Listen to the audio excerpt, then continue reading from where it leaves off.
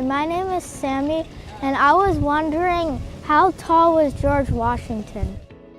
We get the question a lot about George Washington's height. The best answer is that we know he was tall, but exactly how tall is a matter of some debate. Even in George Washington's time, people who knew him described him anywhere as being 6 feet tall to 6.5 feet tall.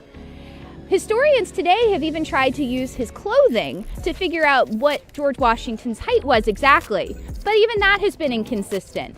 Historians have estimated anywhere from 6 feet to 6 feet 4 inches tall. Mainly, the problem comes from the fact that George Washington often described his clothes as being ill-fitting. I think the best answer we have to George Washington's height comes from the famous statue done by Houdon. Houdon came to Mount Vernon and actually followed George Washington around in his everyday life to learn the most that he could about him. He made a plaster mold of George Washington's head and even took measurements of his body. Today, that statue sits in the Virginia Capitol and it measures 6'2.5".